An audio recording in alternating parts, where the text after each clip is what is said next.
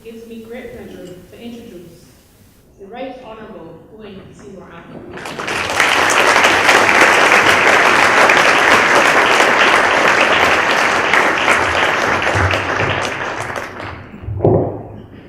Mr. President, members of the Council, members of the business community, distinguished ladies and gentlemen, before I begin my formal speech, the politician that is telling me wants to say how amazed I am that such a large crowd was assembled at such short notice.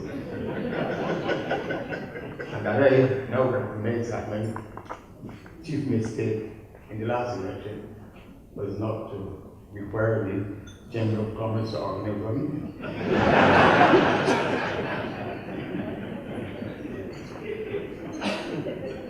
But I apologize for any inconvenience that I may have caused by having to ask you to defer this meeting from last week to now. To be formally addressed. It is very useful that this discourse within the theme stabilizing and transforming the Barbados economy is taking place during our country's celebration of the 50th anniversary of its independence. Sometimes setting the matter in its appropriate historical context enables light to be shed on the issues that are essential and helps to shape the perspective regarding the most viable path that should be followed. Over the years, Barbados has been engaged in a process of nation building, at the center of which have been certain vital economic processes. Of paramount significance has been the element of stability.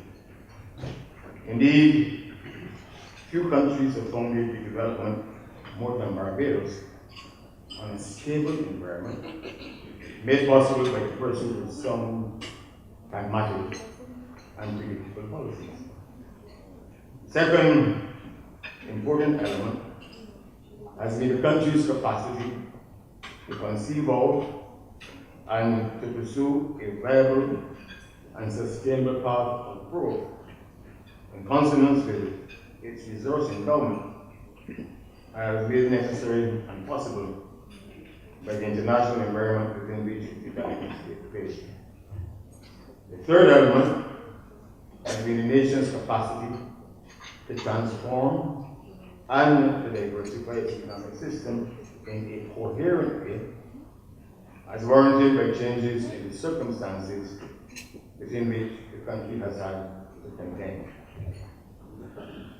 The relatively successful effort to build a modern economy in Barbados has been due in large measure to the harmonious blending of policies and programs to stabilize, to grow, and to transform its production system at each stage of its evolution in a coherent and as a holistic undertaking.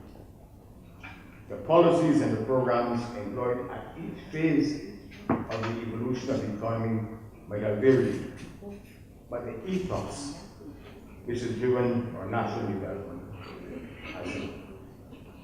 And so, if I may illustrate, in the first phase of modern economic development, growth and transformation were attained by the creation of a development board in 1956 that brought new sectors such as tourism and manufacturing into operation to diversify the economy away from its excessive dependence on shipping. Stability was in a manner automatically enforced by the workings of a currency board system which mandated that the domestic currency had to be fully backed by sterling. This made it virtually impossible for the countries to have problems in its balance of payments, or to have problems with the public finances caused in any respect by the printing of money. The second phase extended from the 1960s to the early 1990s, witnessed relatively strong growth through the continued diversification of the economy, with the addition of the international business and financial sector. Growth was facilitated by a predisposing international economic environment, not the least important of which was a body of international trade law, which enabled developing countries to use a variety of non-tariff measures to protect domestic industries. Growth was also aided by the nation's access to sources of concessional finance that was used to support robust public sector capital programs. The provision of duty-free access to the markets of its main trading partners was also a considerable benefit to Barbados in this period.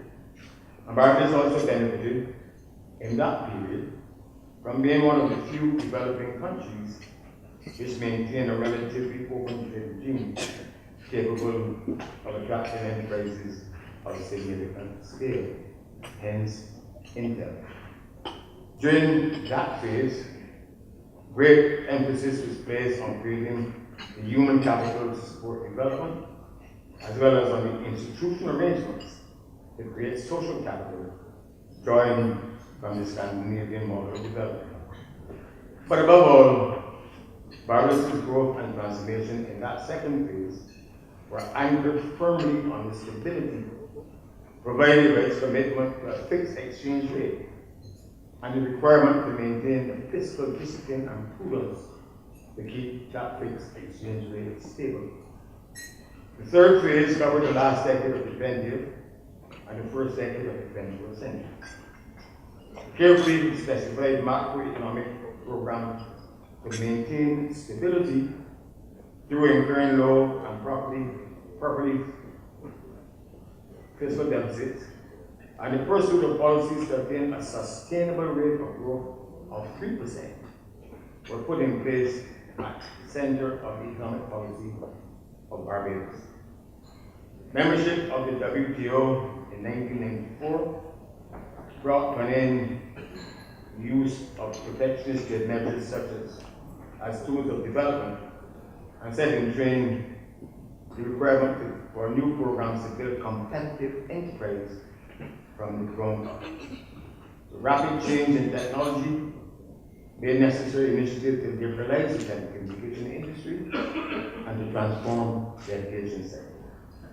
The spread of globalization, driven by the pervasiveness of its ideology of liberalization, mandated the creation of new institutional arrangements to oversee free trading and the functioning of a liberalized private economy. Privatization was used as a change agent. In addition, a strategy to make Barbados function to a greater extent as an export service economy was put into effect, and programs were also applied to enable Barbados to function more effectively in a knowledge-based global society. The social partnership was more fully developed and employed as the agency through its stability, growth, and transformation were simultaneously achieved through the forging of national consensus on the key few things which are central to Barbados' development. And no effort was spared to fend off the threats, such as the OECD harmful tax initiative, which could have unaddressed derailed economic growth and constrained and continued national economic transformation. Barbados has now entered a new phase characterized by extraordinary turmoil, uncertainty, and instability. At the center of this has been a period of low or no growth, accompanied by disorder in the public finances, as reflected in large and unmanageable fiscal deficits. It is a disturbing and distressing sign when growth of 0.1% is not seen as falling in the margin of error, and then a growth rate of 1.7% is seen as a major accomplishment for an economy which needs to grow at a rate of over 3% per year. Barbados now also has passed the debt overhang threshold, where the ratio of debt to GDP is a significant rise in growth, and where the proportion of government's revenues needed to service the debt leaves too little behind to service the other obligations of the government.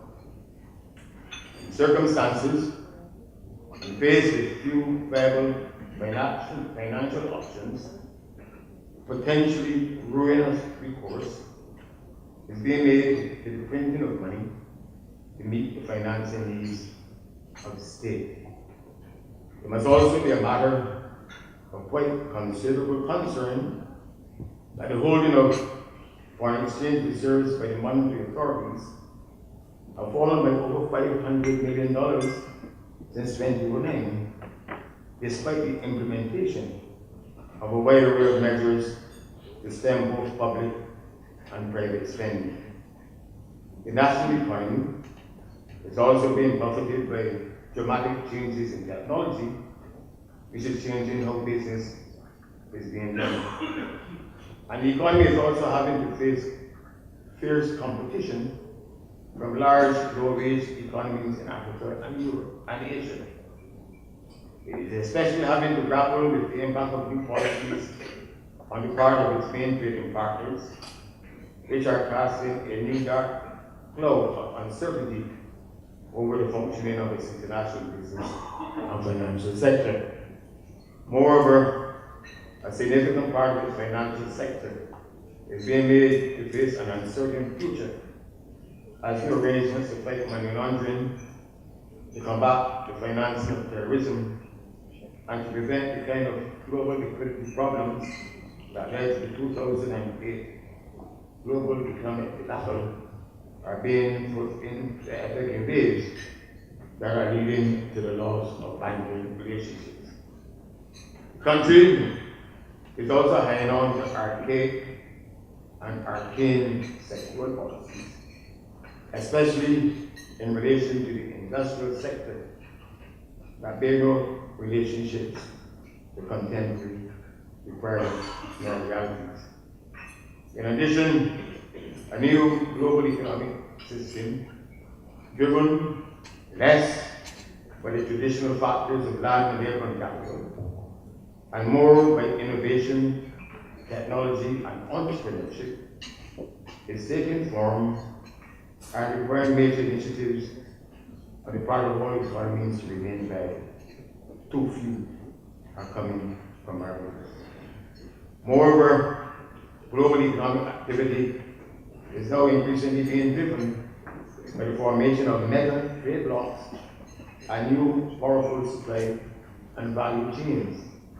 However, it is at this juncture that Barbados and the rest of the Caribbean has chosen to put our own integration project on pause. At the very outset of this presentation, I indicated that Barbados' economic history teaches us that the program to engender stability, to create growth, and to sustain transformation must be carried out as a coherent, holistic whole with the various components complementing and being made to reinforce each other in a positive way. This is now largely not the case. Almost exclusive priority is being given to the implementation of a fiscal consolidation program in the effort to restore stability to the public finances.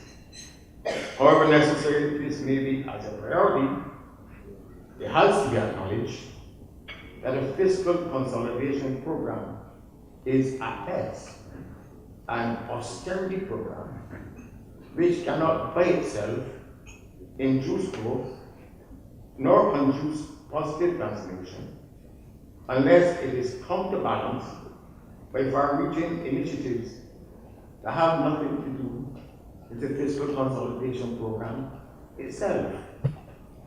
A fiscal consolidation program without significant countervailing measures to neutralize its most adverse effects will only suffice to place the nation in an economic and financial cul-de-sac from which reversal is difficult and in which forward movement is almost impossible.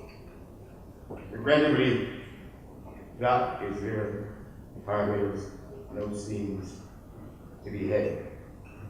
And in this brief presentation, I will touch on critical matters that in my judgment the nation needs to address.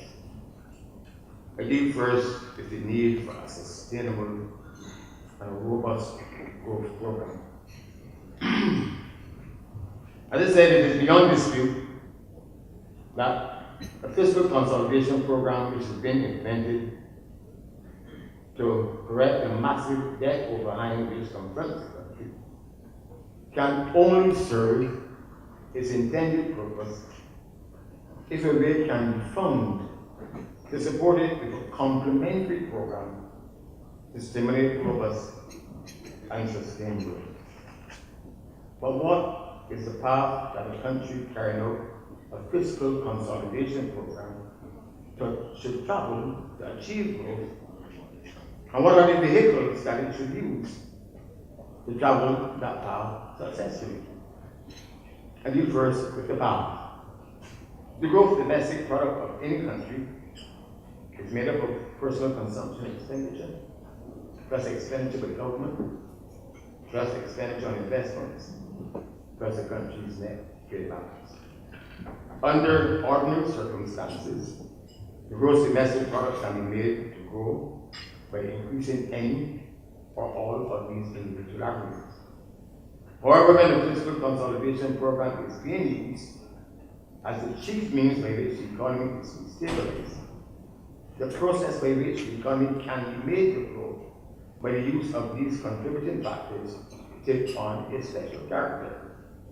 The fiscal consolidation program, involving increased taxation, as we've had in Barbados, will reduce the contribution that personal consumption expenditure can make to increase domestic demand and hence the national growth.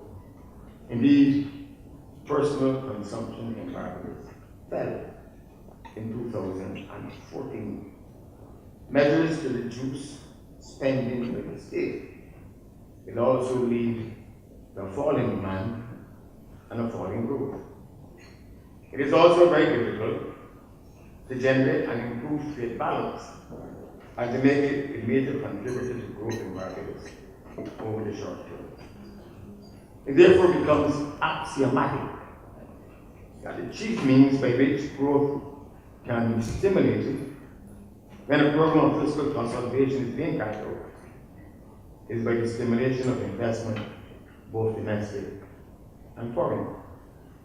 In addition, this has to be done in a manner that raises the ratio of capital formation to GDP and which concentrates new investments in strategic areas that can make the economy more competitive and that can raise the level of productivity over the medium and the long term.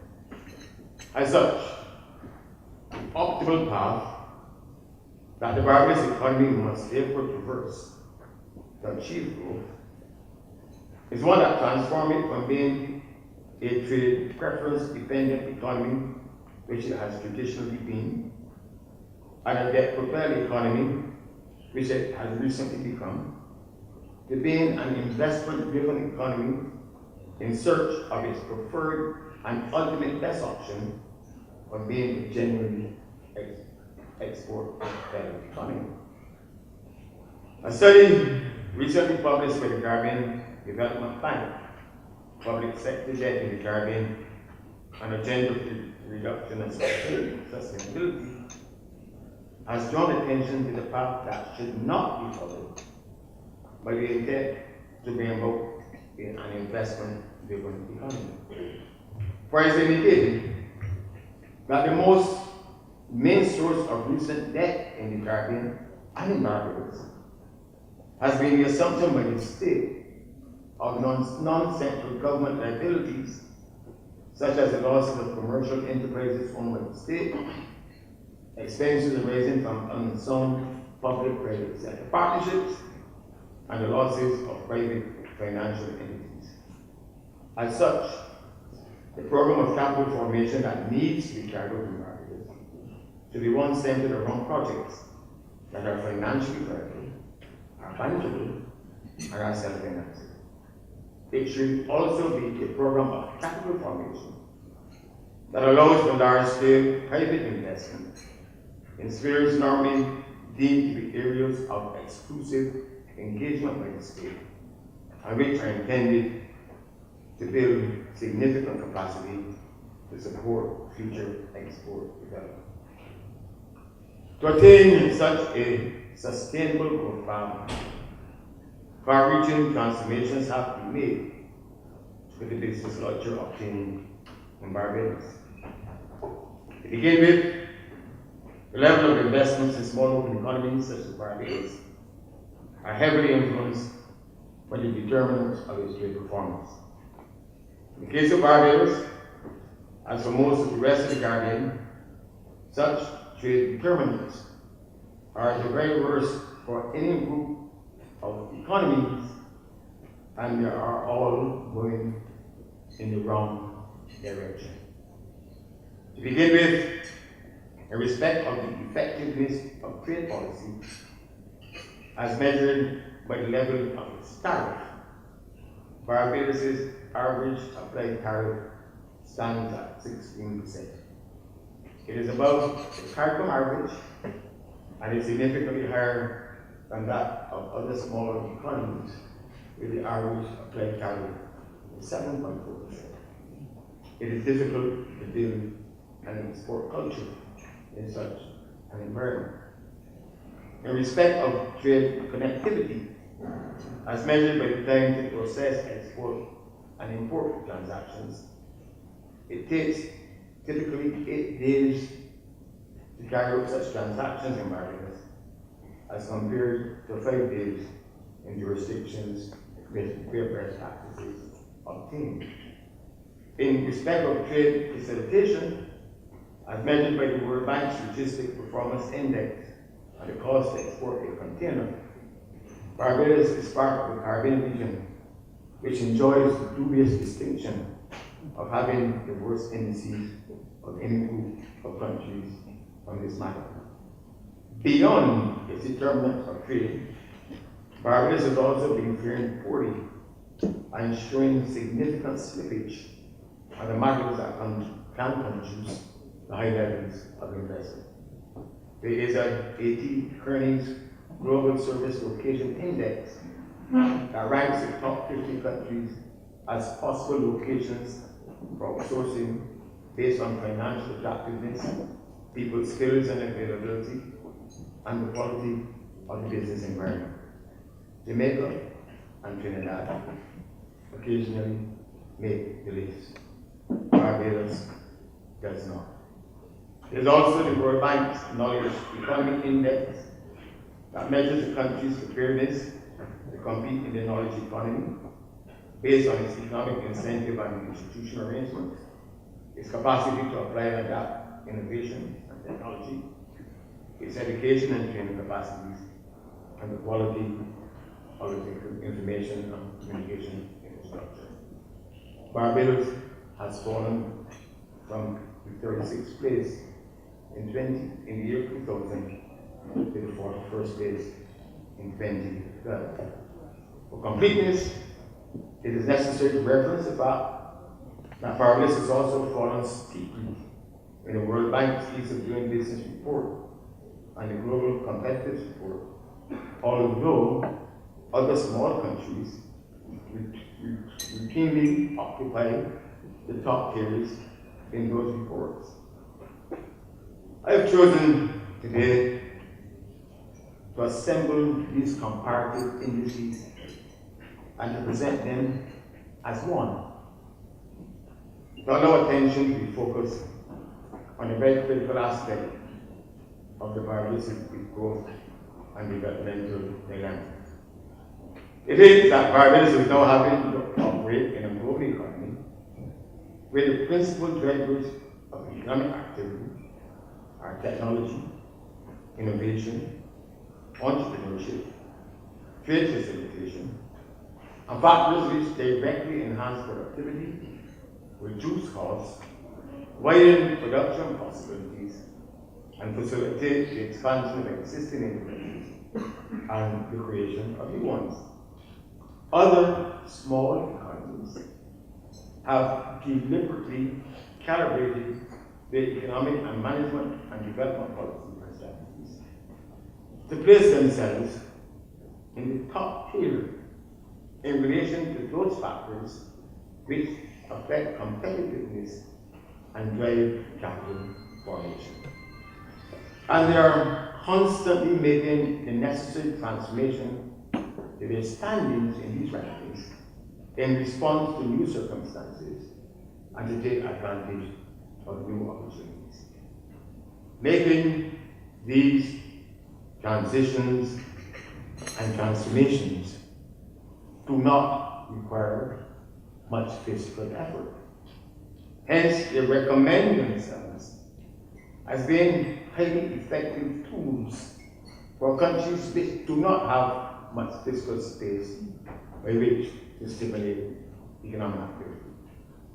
It is therefore necessary that in order to become an investment-driven and export-propelled economy, as required by prevailing circumstances, Barbados should begin to incorporate best practices and best global trademarks to its trade and to its business facilitation program, and change its business culture to make such adjustments become of lasting effect.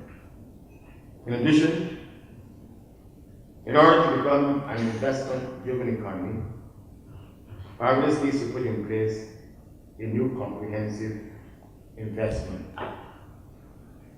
At present, most favored nation treatment, as well as national treatment, are extended by Barbados to investors who are CARICOM entities, are European Union countries, and the countries with which they have entered bilateral investment treaties.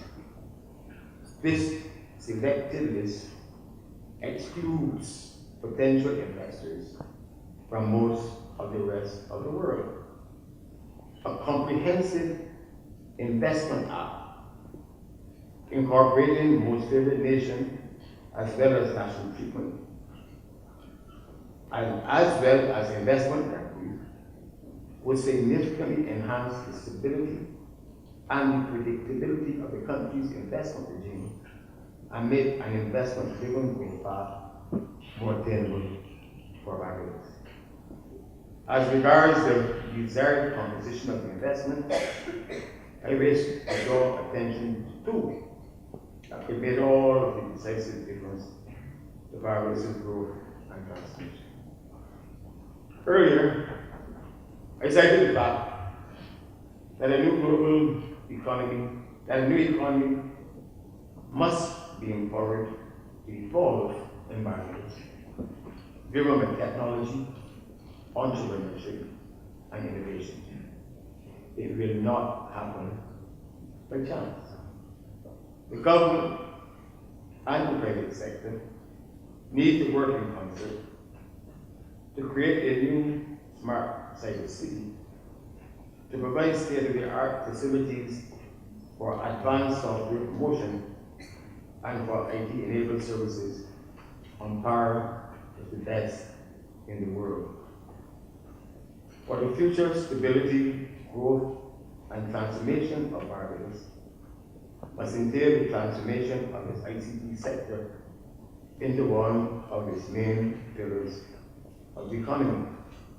Mauritius is already far advanced in such an endeavor, with its new cyber city at Owen, with more smart cities to come. It is not difficult conceive of how the Warrens area and the corridor including the U-level at Cato could be made or smart inside the city. Indeed, the Cato campus needs to be built out as a township and equipped with a science park to serve as Barbados' link to the global technological community. The second concerns the rehabilitation of the Scotland district. This area represents 1/7 of the landmass of Barbados. It stands in need of rehabilitation to enable Barbados to attain higher levels of food security and to engage in rational land use. It was intended that this rehabilitation should be undertaken based on 2 studies of the past. The first was a geographical information and remote sensing program undertaken at the turn of the century by Scott Wilson. The second was a Scotland District Development Plan prepared by the Food and Agricultural Organization of the UN that prescribed a program for the rehabilitation of agriculture in the district in a sustainable way and in accordance with the 8-pronged plan. Those proposals were incorporated into the formulation of the Scotland District Authority Act of 2007, the last act I presided over with Barbados to oversee the investment in its rehabilitation. Regrettably, neither the act nor the program the authority was intended to oversee have been brought into operation. It becomes a contradiction to proclaim support for sustainable development with such an important initiative being allowed to remain fallow. Major sources of concessional financing are available to support the environmental management and protection initiatives such as the Scotland District Rehabilitation Program. Such an investment can be made to be one of the chief means by which Barbados uses food security initiatives to generate growth. If undertaken, and if 1/7 of our land area is brought back into productive use, it would enable more effective use to be made of the remaining 6/7 of Barbados' land area. It would also have a tremendous beneficial effect on the conditions of the people who live in the area. I just make some certain sectoral issues. It has to be envisioned that the tourism and hospitality sector will, for the foreseeable future, continue to be a main source of growth in Barbados. To be such, the leading sector must truly be allowed to lead. This sector led the process towards the diversification of the modern Barbados economy.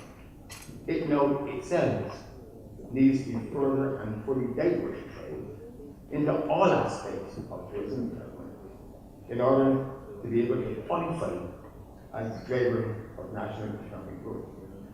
In addition, public policy towards the sector should be aimed at ensuring that the sector can function as a genuine export sector by having access to inputs, whether imported or locally produced, on virtually the same terms as its major competitors.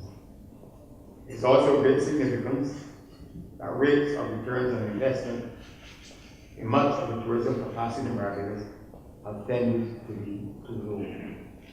Such a condition is not conducive to the maintenance of existing nor the expansion of the maintenance or expansion of existing enterprises, nor to the creation of new ones. A concerted effort to pursue policies to enable satisfactory rates of returns on investment in tourism is crucial to the growth of the sector, but it is crucial to the growth of the national economy as a whole. Another major prospect that can contribute substantially to the growth prospects of the Barbados economy is the transformation of the energy sector. An IMF working paper of March 2016 entitled Caribbean Energy Macro-Related Challenges is now behind. It estimates that in the Caribbean, more energy is needed for growth. In this regard, it projects that a 1% increase in energy consumption per capita could increase GDP per capita by about 0.14% on average. It also produces empirical evidence to support the proposition that improvements in energy efficiency as well as investments in the energy sector can both have a positive, significant impact on long-run GDP. On this matter, CARICOM has agreed to a roadmap for developing its energy sector, including treating it in a systematic way to the development of renewables. The IDB-based estimate contained in the IMF report suggests that the total energy sector investment requirements could amount to about 7% of the required GDP. Few countries, including Barbados, have the fiscal space at present to embark upon and support such an ambitious investment to reform the energy sector from the government's resources. As such, all types of public-private sector partnerships would be justified to ensure that this opportunity for growth is not missed. As regards to the manufacturing sector, the World Economic Forum at its recent meeting on February 2016 was presented with a report entitled Intelligent Assets, Unlocking the Circular Economic Potential. It deals with the way in which the digital transformations will lead to the fourth industrial revolution and can redefine the very basis of material within industries. It states that, quote, enabled by the internet, a new model of growth is emerging, whereby pervasive connectivity is becoming the new infrastructure, enabling effective material flows and keeping product components and material at their highest values at all times. An economy that clings to an industrial policy based on the use of fiscal incentives and trade protectionist devices clearly will have no place in the world of the fourth industrial revolution. A transition to a new industrial policy that focuses attention on which industrial enterprises in countries like Barbados can join the evolving global supply and value chains is necessary to enhance the country's growth aspects. I'm sure that you do not expect me to address you today without glancing at some of the issues which are contentious, but which must bear serious discussion during our 50th year of independence. The first is that the fiscal consolidation program being undertaken by the government of Barbados is still only just a work in progress. Some of the major fiscal initiatives that will have far-reaching adjustments are yet to be undertaken. Much of the adjustments to date have been in relation to central government's expenditures. However, fiscal stability can only be restored in Barbados if almost $200 million in adjustments are made for government transfers and government subsidies to its state enterprises. The brutal truth is that the Barbados economy can no longer carry the full range of state enterprises and the full range of welfare support programs that have been put in place over the past 50 years. Carrying out such an adjustment, fundamental issues relating to governance not just fiscal adjustment, will have to be addressed.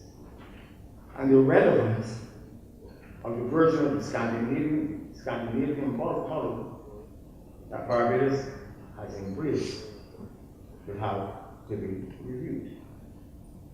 In this regard, it will be discerned that a study by Torben Anderson and others called the Nordic Model, Embracing Globalization and Sharing Risk. It shows that the Nordic model, involving the provision of a wide range of social benefits to citizens, has only been sustained by the willingness of the countries concerned to put in place some of the most liberalized and efficient business systems of any group of countries in the world to generate the income which is to be distributed. The countries that rank best in doing business and others are the Nordic economies. You cannot distribute income if people are generated.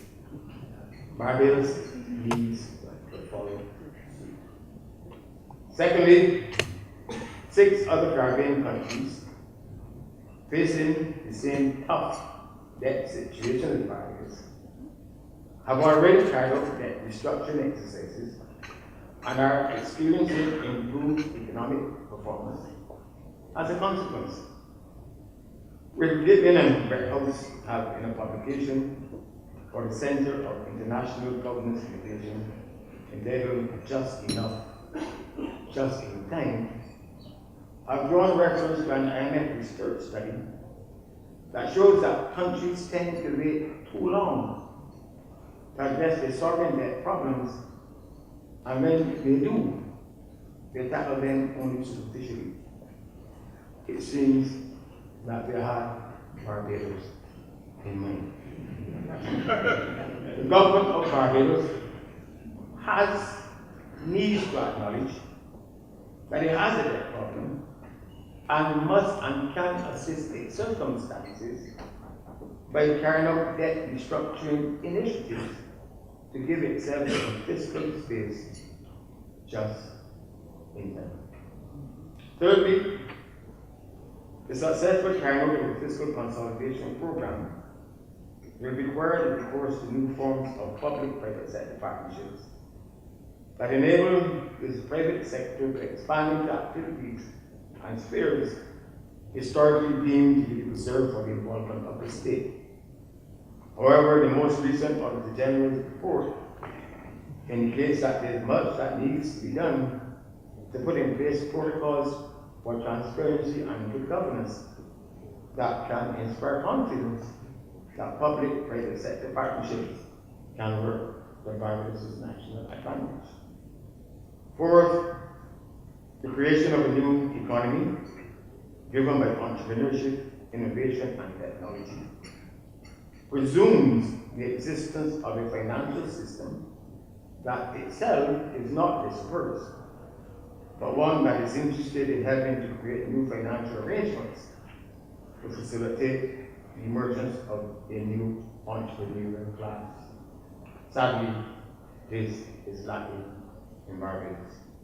The private sector therefore needs to have a special consultation involving its component and various parts to conceive of a strategy at the core of which is new proposals for funding the activity of risk takers in pursuit of greater private sector-led growth.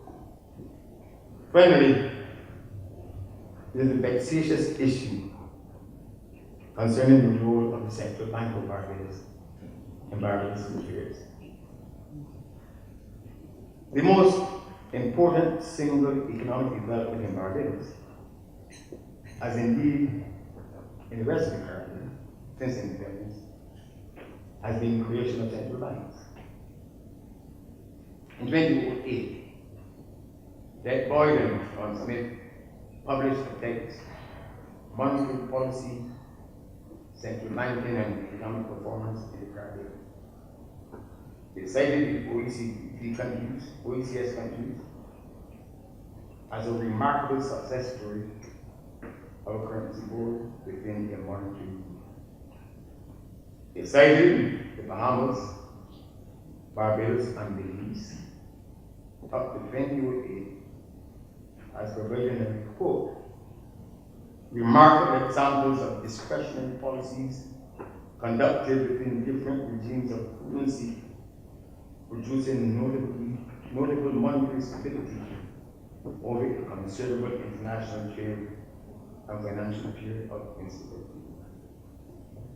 And then it went on to say the following, and I quote, on the other hand, a considerable part of the economic and social problems of Guyana and Jamaica are associated with excessive increases in the money supply and inflation.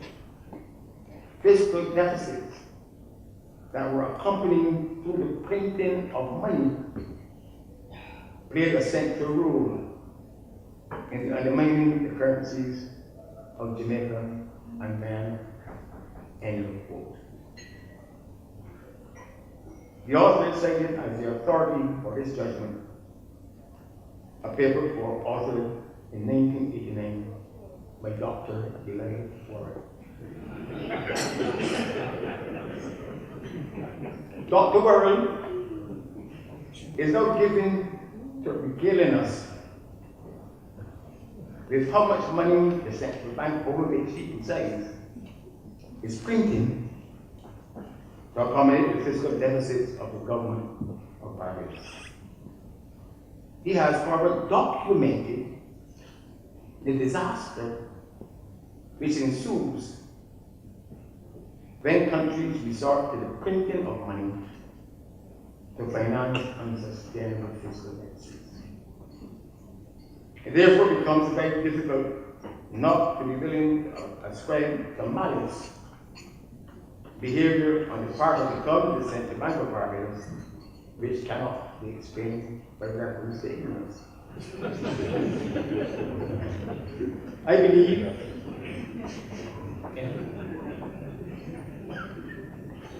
but it's not meant to be serious. It was not meant to be funny. Anyways, there's an interview. Jamaican dollar was worth $1.10 US. Fiscal deficit finance for the printing money has destabilized the currency. I'm both worried and I know it.